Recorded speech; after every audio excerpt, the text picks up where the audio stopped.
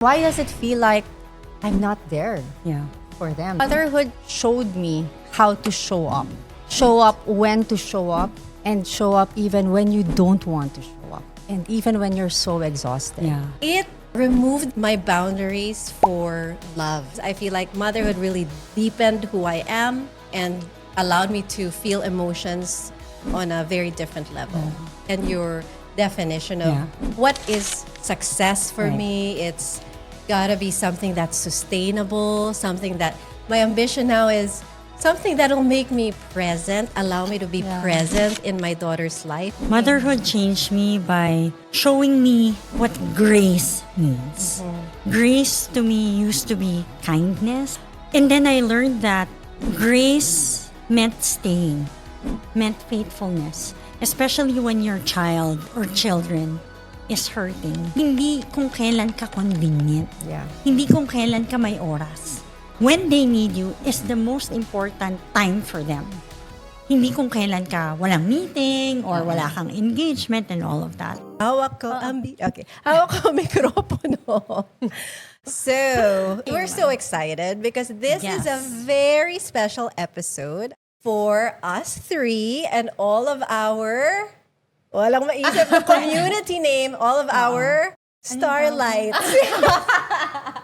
Guys, makaisip ng bago. Lights na kami, guys. Kaya we need your suggestions. Please suggest, yes. Although a lot of people like sangre, marami rin talagang Actually, that that resonated Mabenta well. yung sangre na yan. sangre. Gusto mo muna for Sangre na So, muna. mga kasangre, hello, Kasangre. hello.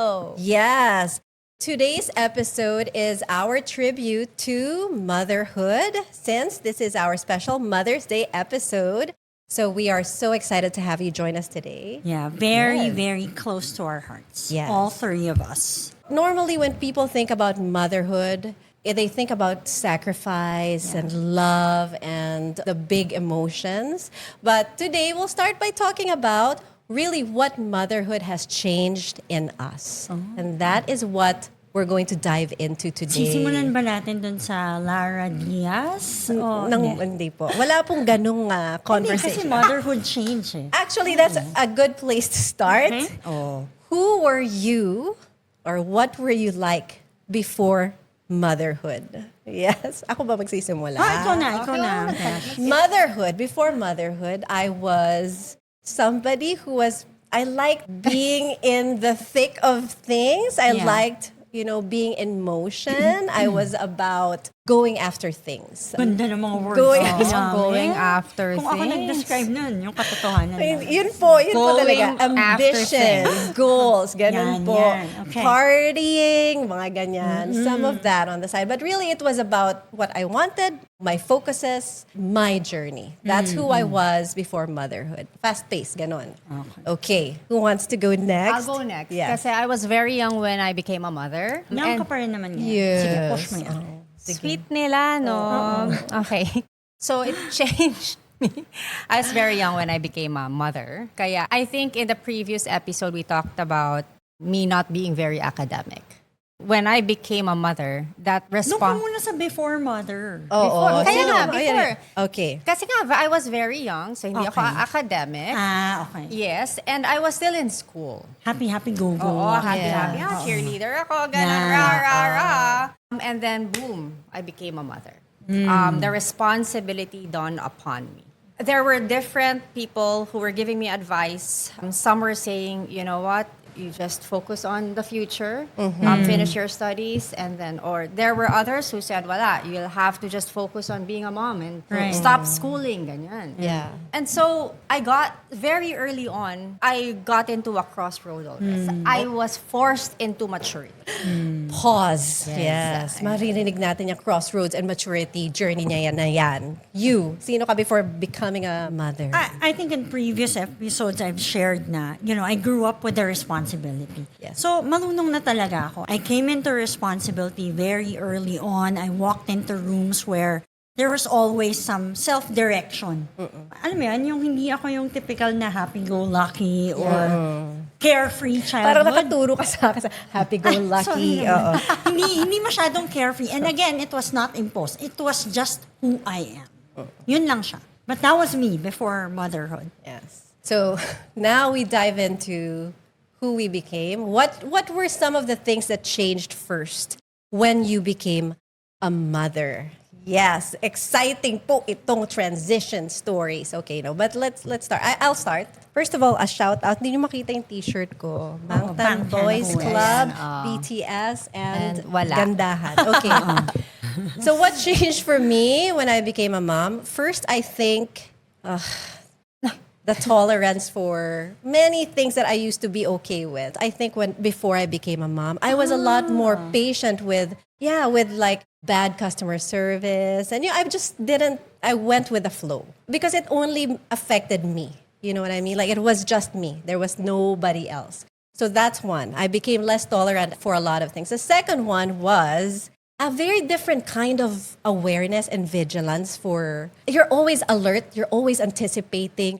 Your mind is always calculating. Right. That's how I felt I became when I had Max. Can I share a quick story? Sure. Okay. Nung mga 4 years old si Max, one of the things Max loved was eating M&Ms nung bata siya. So, I remember I gave her a bowl of M&Ms. Sa master's bedroom ito, nanonood siya ng videos niya. So, binigay ko na yung bowl. I went to the bathroom because I needed to pee, okay? I kid you not. Siguro 30 seconds pala ako sa banyo. As in, I hear a little bit of a... Sobrang faint. And normally, if it were me in the previous era, I probably would have not even heard that. Yeah. You know, you're only aware of yourself before you become a mom. I just knew instinctively that there was something wrong. But in retrospect, I think about it, dati to, hindi ko mapapansin. Very faint. Ganon. I run out. Guys, I'm in the middle of my business. And she's there, she's like choking on an M&M. And one of the worst moments of my life, my God, pag naalala ko, napapanik ako, pinapagpawisan tuloy ako. And normally, Sean, my husband, will say, when it comes to Max, I look very panicky on the outside. Yeah. But I'll tell you, in that moment, laser focus, like, check. I'm behind her, like, chak. Dito. I've never even done that in my life, no? And Candy... it came out. But I remember what that moment was like for me. Sitting, and of course I cried after. But it was one of the worst moments of my life. And I knew instinctively, 1, 2, 3. Ganon, guys. Ibang klaseng level ang performance mo pag there's someone precious. That's true. So that's one of the vigilance, the alert, that changed for me. Okay, kayo naman. Like I said, I was very young when I became a mother. And so that was when the ambition kicked in. So if they listened to the previous episode, so naging kung driven hindi, ka. Listen to it. Yes. Right? Because like I said, I was not academic at all. But towards the last terms of my college years, naging dean's lister ako nang hindi ko alam paano nangyari yun. Like, I was so focused on graduating on time and with really flying colors. Kasi I was told by multiple people that wala, tapos na, masyado kang bata. So ikaw yung nagka-direksyon ng buhay mo? Nagka-direksyon ng buhay. Not that wala siyang direction dati. Yeah. Pero it became so clear to me that, okay, now I really need to focus on graduating on time because I had people around me who were not graduating on time. Yeah. Happy lang kami, ganyan. Surprisingly graduated on time. And then that's when I knew exactly what I wanted to do. So the ambition and the drive to be amazing and to do something great of my life kicked off from that. I think for me, the biggest change was, because I said nga kanina, no, very early on, meron ako responsibilities. I knew coming in early. I knew that I had goals. I had gold stars to chase. I think what changed for me is that the Claire before motherhood was, I lived my life through a rule book. Very stringent ako. Meron akong study time, ako yun, yung rigid na tao. Yeah. And I felt like I boxed people into stereotypes. So, ba't niya ginawa yun? Dapat ganito, dapat ganun, dapat ganyan. Meron na ako kagad sa isip ko na dapat. I play by my own internal rules. I play by my rule book. And I tend to force fit people into those. Nung naging mom ako, doon ko na-understand na No, you can't do that. You gotta widen yourself to who they really are, not how they fit to your thought of what they should be. Yep. Yeah. Kasi, for example, Riley, my daughter, is very different from who I am. She's very creative. As in, opposite poles kami. And now that, I'm mature, I celebrate that about her. Yep. Pero minsan naiisip ko, kung nung bata-bata siguro ako, if she had met the Claire before Yes. being a mom, she would have said, this biatch? Like, you don't appreciate me because I'm not, boxed into that rule book that you have. So, yun, feeling ko yun yung talagang nagbago sa akin, 180 degrees. Instead of force-fitting people, it became, who are you really? And I'm interested, I'm curious to know, kesa sa, di ka ganito, ayoko sa'yo. Pag bata ka, ganun eh. Yeah. But did you become like more selective of certain things or certain aspects of your life or like your time, like very. all of that? Very, and I think that's one thing about becoming a mother. Eh. You can't afford busyness for the sake of busyness. Yeah. Pag wala masyadong saysay, kiss. Yes. Right? Yes. Kasi lalo na ang dami mong kailangan gawin. Ang dami mong dumagdag bigla yung roles that you need to play. Yes. Right. And it is your most important role. Yep. Yeah. I always say this. I know, we've Yes. built careers over several decades, but my most important role is being a mother. And I cannot tolerate, let's prepare for the preparation of the call of the God. tracker, of the tracking, of the... Totoo ka. Tantanan ako. Please. Right? Let's get to the most important thing. Get it done. I have less tolerance for busyness for the sake of being busy. I am so unimpressed by that too. Yeah. Like 20 hours ka May QBR. Tapos 5 yung preparation para sa QBR. Preparation for the preparation for the preparation. Exactly. Yeah, Ayaw. and I guess it works for some people, Yeah. right? I mean, but definitely when you become a parent, it's a whole pivot. It's a whole pivot. And so. one thing na add ko doon, no, I became very less tolerant of theatrics. Yung mga tao na loud, that they grandstand, it just eats up a lot of time. Yeah. Right? Why don't we just get to what's important? Yep. Get down to it. Do what's necessary. Let's get to the work so that we can move on. Yeah. Minsan pag may mga grandstanding, theatrics, gumagaya yung kamay ko sa lamesa. Then na, ang dami pang gagawin, habang Pag list. gumaganyan. Diba? Video ko next time. Okay. Mga ganyan. alam mo, Ayan, pag yan ang gumaganyan. ibig niyang sabihin. Pag Buti na lang elbow di mo na yun. nakikita sa Teams. Yes. Okay, let's talk about ambition then, because actually Tonichi brought that up, and it's interesting your journey as a young mom, and then that's when your ambition kicked in. So tell us a little bit more. So it definitely refined your ambition. Yeah. I think a large part of it was because I experienced being a single mom. And let's be clear that I had a strong support. I am thankful for the support that I received from family during that period because that was very important. But I also got advice of, yun nga, wala ka nang mapupuntahan sa buhay kasi you're pregnant, ganyan. you're done. So you're done. Yeah. So it's like I had to prove that, I guess that was one of the golden stars, right? Yeah. I had to prove na hindi. My life does not end here. Yes. And in fact, I will prove to you that that's what it is. So I have so much respect for your stories kasi your stories shifted to, how your personalities were nurtured because of motherhood eh. Parang sa akin kasi was a little bit different because bigla akong naging tough. While I had support, I'm the only one who can do this, who will do this, and I cannot count on anybody. That's why I was focused on making sure that I get somewhere. Yeah. I mean, I'm really in awe of that because when I became a mom, I was, early 30s? So I was very mature. I mean, compared to what age you were and how early you were in your journey. And to weather that shift at that time and still do everything else and still get to where you are, And isa kang alamat. Sobra. Doon ko natutunan yung wala akong pakialam kung anong sinasabi nila. Yes. Kasi, like I said, I was in school when I was pregnant.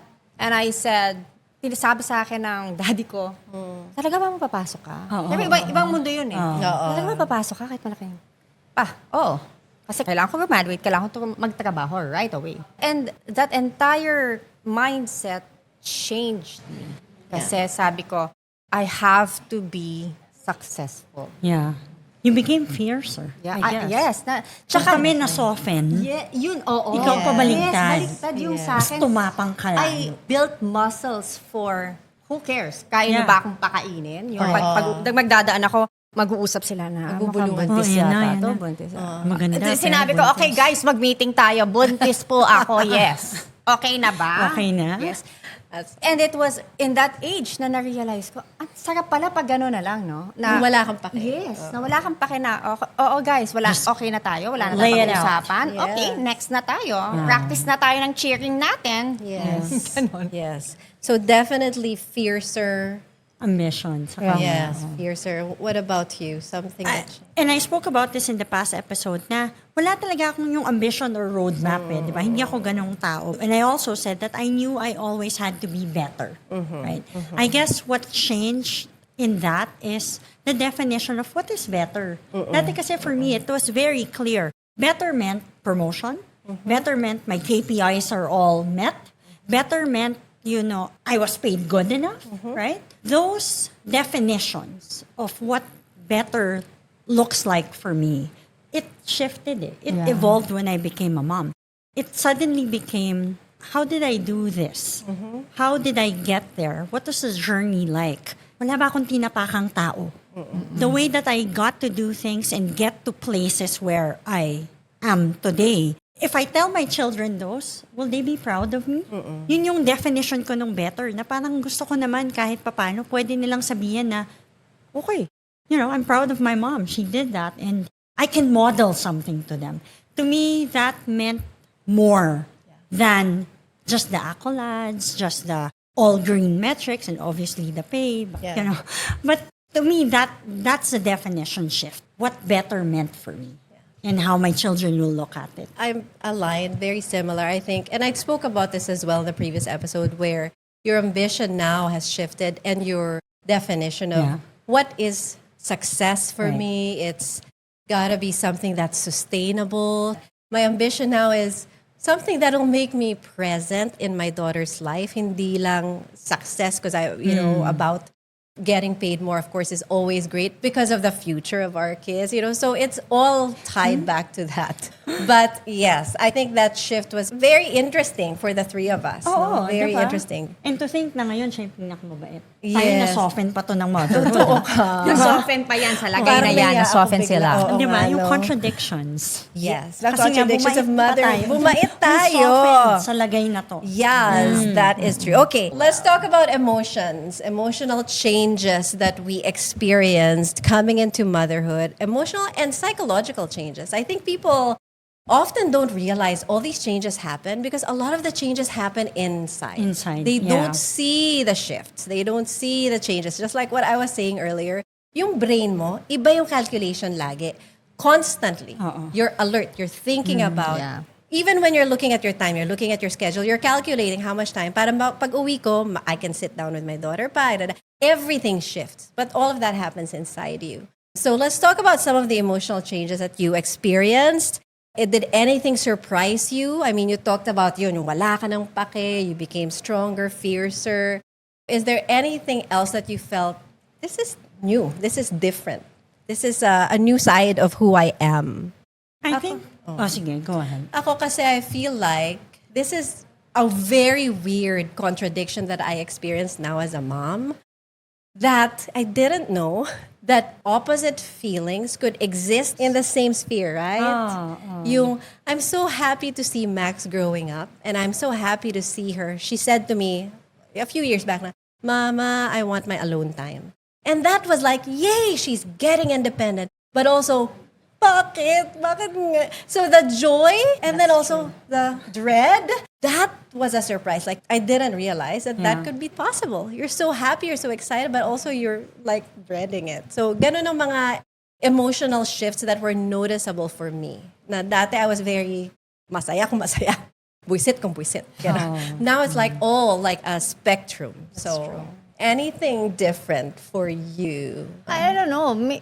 Because mine is very similar to yours. And it's like when I was so proud when my kids decided they wanted to study in Australia, in Sydney. I was so proud and yet so scared. Right? Like, I worked so hard because I wanted to give them a sheltered life. Yeah. Right? And then I got to a point where I'm so scared that they have such a sheltered life. Yes. Diba? Yes. Like, okay, how do we unshelter this life a little bit? Yeah. And so when they told me that we want to study in Australia, I'm like, wow, because the thought that their ambition or their mind is beyond just Philippines. Yeah. Diba? Right. Kasi ako, gusto ko lang mag-aral sa Lasal nung time na yun.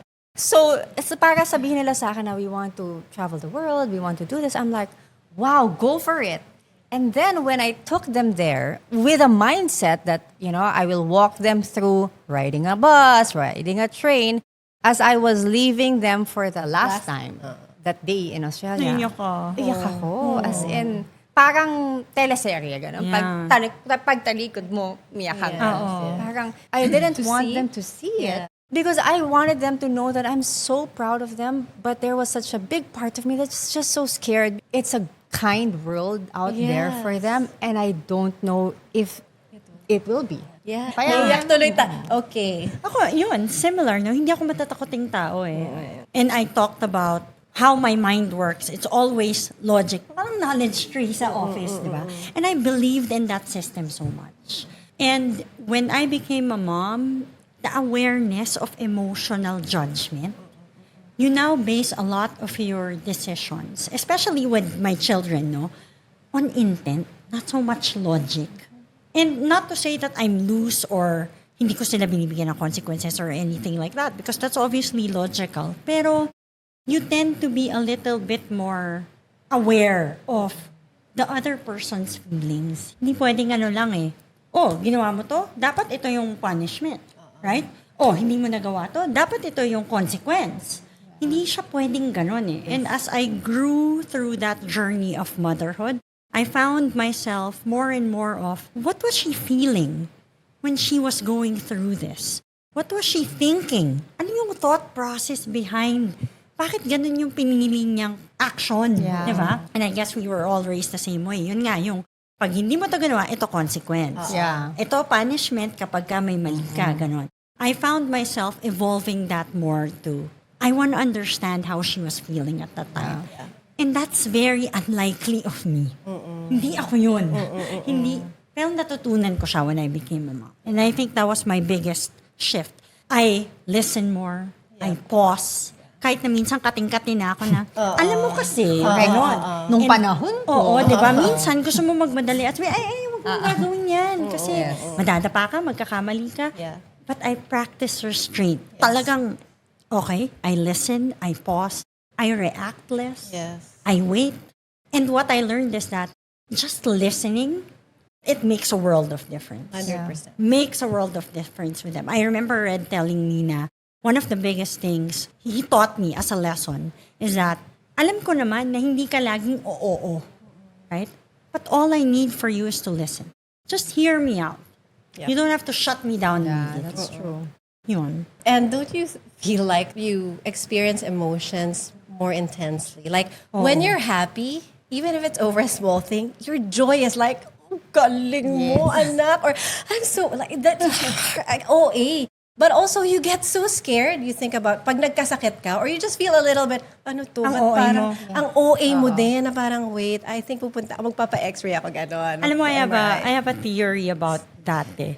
O baka nga, fact na to sa maraming tao. You know, when people, younger cousins, or my sisters, they ask me, ate, totoo bang motherhood is all rosy and dandy, ganyan. I always tell them this, and maybe this is just me. 90% of motherhood is sacrifice. It's tough. It's putting somebody before you. Yes. All the time. Yes. It sits with you. It's not a burden to carry, but it lives with you. Yes. Palagi kang aware, palagi kang yun. Sinasabi mo, one step ahead, right? You make all of these trade-offs to become a parent. Forget about being a good parent muna. Yung ma-meet mo lang muna yung basic, yung minimum. But that 10% where there's joy, it's it's incomparable. It's enough. Oh, yeah. Yun It's yung enough. sinasabi mo na heightened. Yes, Yung yes. OA, yung parang, ang saya-saya ko, ganun. And it's more than enough to compensate for the 90%.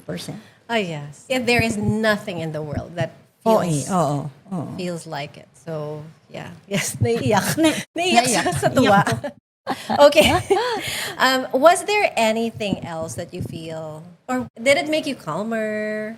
Make you more anxious? I guess we We talked about yung anxious, right? diba? Kasi lagi kang, baka may mangyari. Lalo na pag maliliit pa sila. Yes. Pero pag lumaki na sila and dadating ka dito, iisipin mo na, umuwi na ba to? Ba't di man lang nag-text to? I can just imagine the anxiety of that. Oh, The yeah. anxiety I caused my dad too. Dad, okay. Hello po. Hello po. Naintindihan ko na po kung bakit po pag 4 o'clock lang umuwi. The anxiety. But also, like things that used to rattle you now, parang, okay, whatever, right? Like in work, the work pressure na dati, oh my God, may business review ko. Ngayon, okay, tara, let's go. Okay lang yan. Ano, papagalitan ako, let's go. Ganon. Yeah. What's the worst that can happen? Because I say the same thing to my kids. Yeah. Like, don't be afraid to do something because think about what's the worst that can happen. That's true ba? Yes. I guess because yung sinasabi mo na shift to being calm, to being, yung okay lang yan, relax ka lang. That grows with the fact that you know what's more important. Yep. Yeah. What Yes. matters more. Yes. Diba? Dati kasi, feeling mo, konting problema, conflict, madali ka ma-shake, madali ka Yes. ma-rattle. Pero, minsan I go back to, okay lang ba yung mga anak ko? Yeah. Ayos naman kami. Okay lang yan, kaya natin yan. Diba? Basta yun lang yung barometer ko. As long as they're good, I can handle things. Yes. I love it. Okay, let's talk about our kids' Perception. perception. Naku, kanina, Diyan ano tayo. sinasabi mo to sa Takot ako akin? dyan. Kinabahan ako ng very light. But I did my homework. Okay. Tinanong ko sila. Oh, Parang hindi okay, perception, Sige. diba? Sige. Let's talk about that. What our kids' perception is, how we mother. Ano sabi ni Mama? I'll- Did you ask? Okay, this is a story I told you before. When she was younger, I was like, in 2017, mga ganon. So she was maybe 6 years old. So it was a tough day at work. We work at night. And Right. during those years, we were working night shift talagang 10 p.m. to 7 a.m. Uwi ka na 7 a.m. So I remember coming home at 7 a.m., 8 a.m. And usually, that's when she wakes up. So hindi ako matutulog agad. Yeah. Alam natin itong routine na to. Yung kailangan, kahit pagod na pagod ka, let's play. Ganyan. Oo. Lagyan mo toothpick yung Toothpick, mga- oo. Hilamos lang, ganyan. Tapos, so I remember joining her in her play space and sitting down, and she wanted to play a game, and she was giving me instructions, and they were very detailed instructions about what I needed to say, ano yung gagawin dito sa ganitong pot, and pagluluto pa yata na walang katalan-talan. And it had been a very exhausting day at work. It was one of those days na pinagalitan ng kliyente, nakipag-away ka sa Escalation. escalation. Ilang beses ka nag-fall on your sword. Yeah, Fall on. It was one. Tapos, my daughter was getting agitated. And she was like, Mama, I told you to do this. Yung naiiyak na siya. And I just felt like it was a moment of immaturity for me. I said, but baby, go. She was, Mama, why didn't you do this? I turned to her and I said, darling, I don't know. I just made a mistake. Am I not allowed to make a mistake? Am I perfect? I said that to her like in a tantrumy way. But I half meant it. Like, ang dami kong ginawa, tapos ganito. May gano'n ako. Oo. Am I perfect? Am I not allowed to make a mistake? Am I perfect? And she turned to me and she said, and she smiled and she said, you're perfect. She said, ayan na naman. Sabi ko, okay, yak eh. And that moment felt like I realized that really no matter how bad we think we are Yeah. at what we're doing as moms, they just see how great we are. And I feel like that's the perception that I continue to think we are who our kids need Yeah. at the time. That's what I try to remind myself Yeah. of, just like that moment. And that's very important because as moms, yung second guessing, Yes. at yung araw-araw tinatanong mo yung sarili mo, enough ba yung ginawa ko? Diba? Parang kulang yun. Or, did I react to it properly?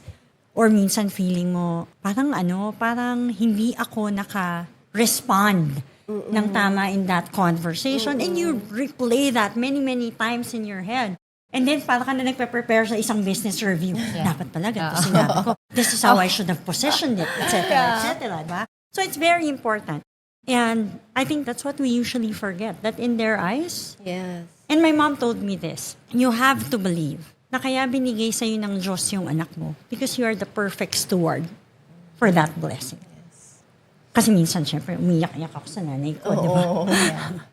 But, yeah, perception. Tinanong mo ba sila o... Long time ago, nung kami lang, nila Isa and Danny, I came home from work and I didn't see what Isa wrote. She wrote something because she needed my signature for school.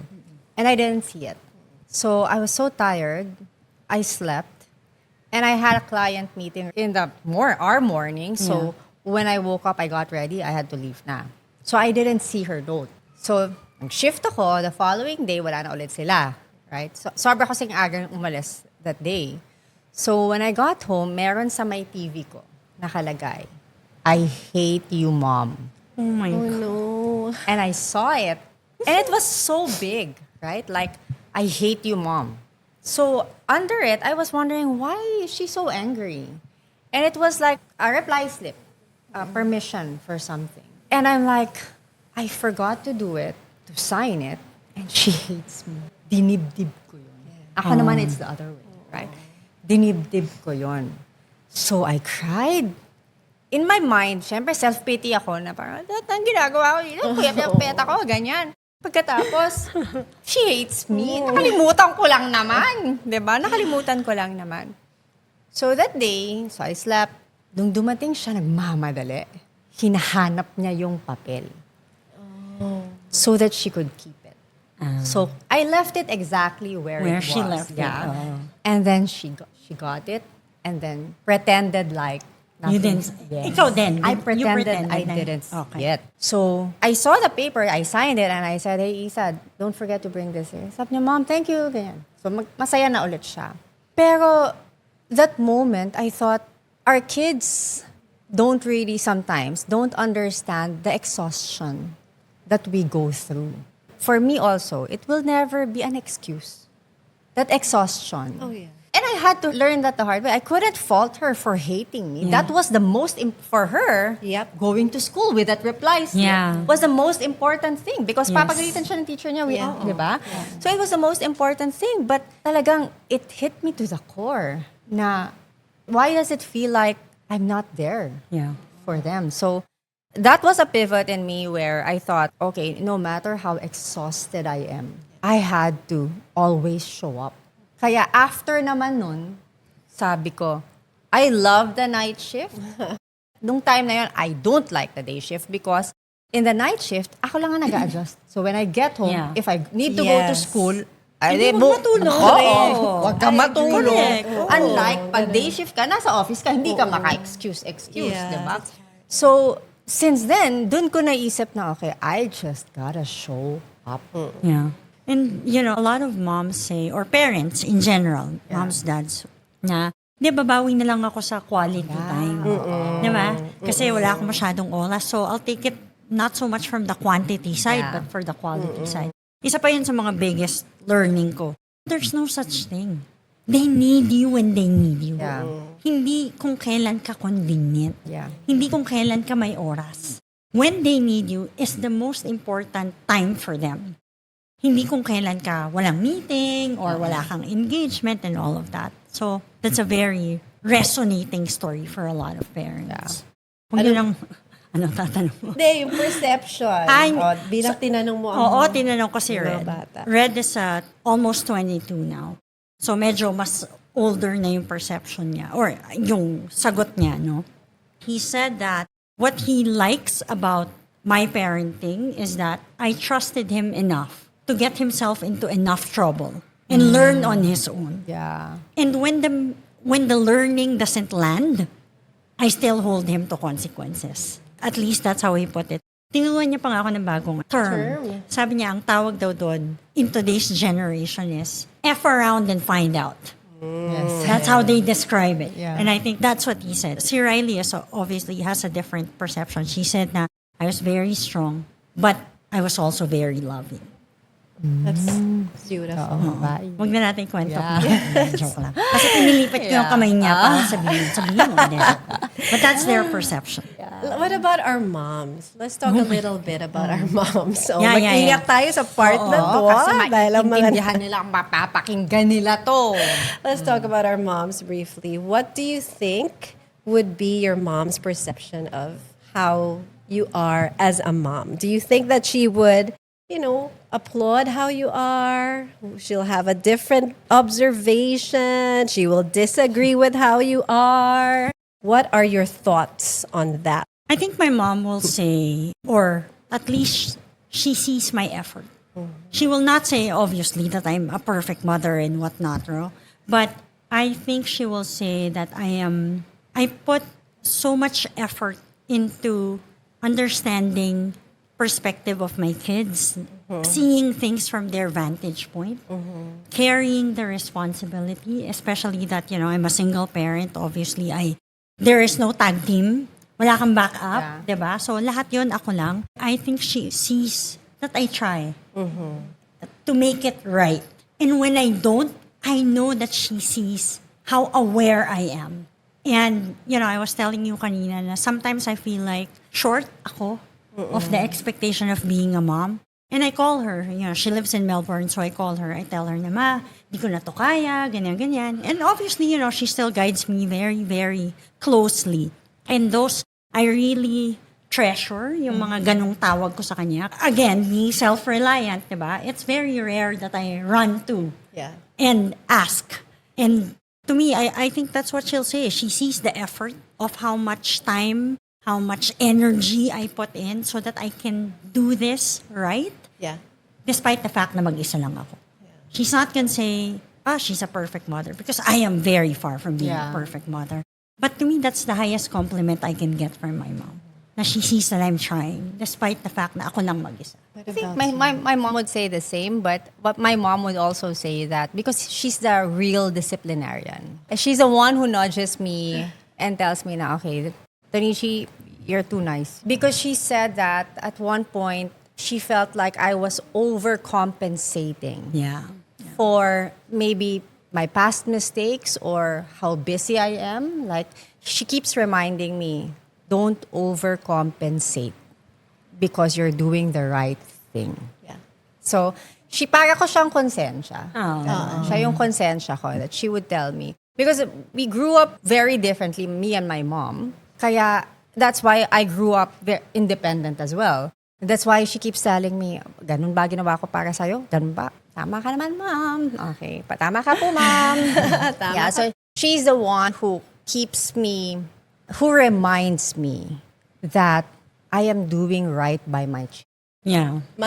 My mom, I feel, she'll see some things that are very similar. Like the basic instinct. My mom was very chill. Like, she wasn't just like me now. I've never felt pressure about grades. Yung mga ganun. We could rely on her. But our situations are very different. Yes. And she would have seen, she's probably looking at me and she's seeing me make choices that she couldn't make back then.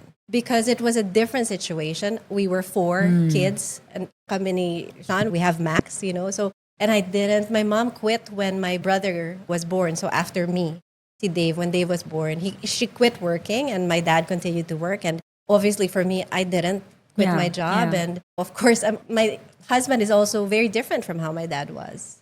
Sean, and I know my mom is so grateful that I married a man like him because she knew I can't cook and he can cook, And Sean is the type na he's a very confident guy, but if he sees my shoes bago ko umalis, tas madumi, lilinisin niya. And my mom loves that, of course. Of course. So she sees all these things. And so she understands why I'm different in how I am with Max. Because there's a lot of things that are different in our lives too. But I think she trusts me and she knows that I'm always going to do what's best.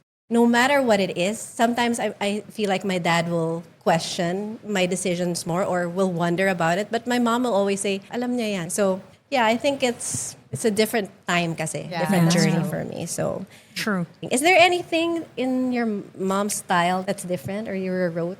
May Moms. kinopya ka ba at may pinalitan ka ba? Madami akong kinop. You said na magkaiba kayo. Magkaiba kami, yes. Madami rin akong kinopya sa kanya. Kasi hindi rin siya marunong magluto. Dati. Pero ngayon magaling na siya magluto. So ngayon, magaling ka na rin. Oh, baker Ngayon ka na magaling nga. na siyang magluto.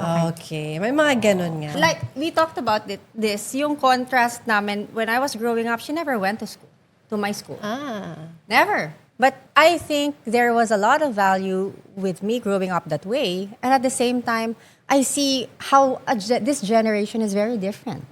Diba? Ako yung balance. Kinopya ko yun sa mommy ko. Growing up, my brother and I, even with my younger siblings, mommy ko never controlled us. Yes. She never controlled us. She never felt the need na, kayo, dapat ganito, ganon. Hindi niya kami pinalaki na ganon. She was always, you're free to choose.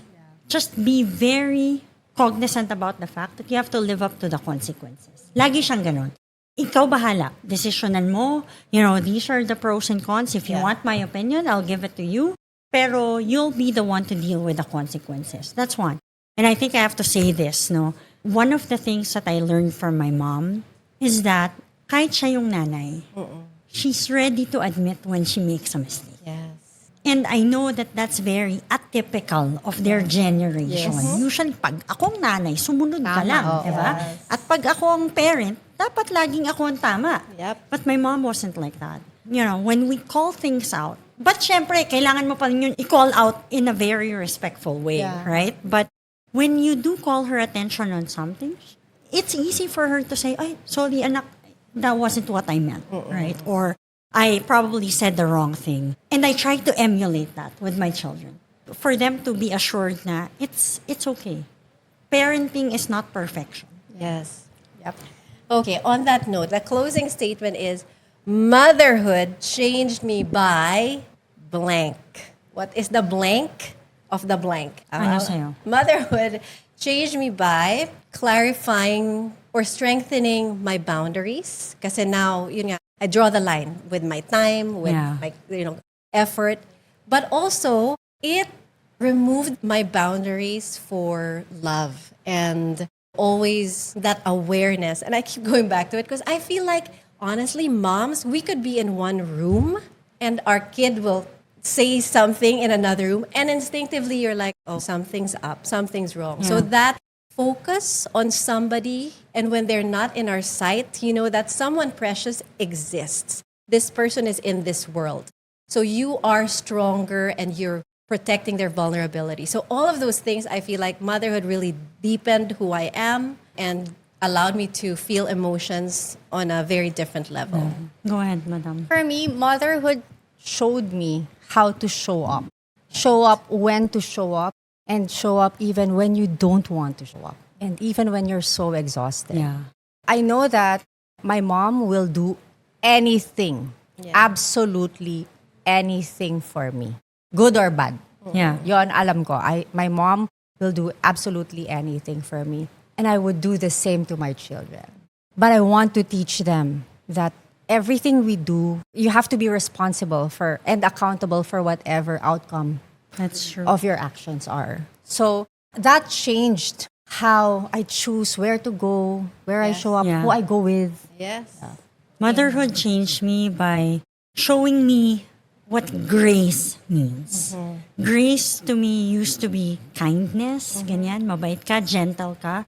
And then I learned that grace meant staying, meant faithfulness, especially when your child or children is hurting. They're resentful, they're doubting themselves.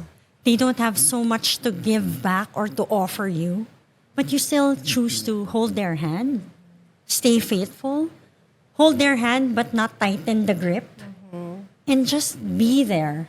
Kasi I think it's easy for us to love our children when they're obedient, when they're chasing the gold stars, awardee, etc. But let's face it, there will be days and times in their lives that it's hard to love them. And that's when it matters the most. That you stay and you become faithful, and that to me is grace. And that changed who I am inside very deeply. Beautiful. Okay. Bago po tayo magkaiyakan. Yes. We will close this episode, but we should greet all the moms out Yes, there. happy Mother's Day. Happy Happy Mother's Mother's Day. Day. If you are a mom, give yourself a pat on the back. You are a hero. Yes. Yes. You are a hero. We celebrate you, a shiro. Yes. And we celebrate you. Yes. Oh, you wanted to thank someone. Yes, I want to Yes. thank someone. My friend who you guys Yes, met earlier. thank you. She gave us gifts. She gave us candles from Alex and Coco. Alex and Coco are her kids. Oh, Yes. perfect. So thank you so much, Chris, Thank you, for Chris. the Thank you. gifts, the candles, and they smell so good. Yes, I know. Thank you for giving me one. And ito na po yung part na yung closing spiel namin. Hindi namin lang yung Hindi namin ma-perfect. Perfect. Pero gagawin Okay. natin ito perfect. Let's go. O, sige nga. Again, thank you so much for joining us today. Don't forget to hit like and subscribe and the notification bell. Ting ting, so that you are notified when a new episode comes.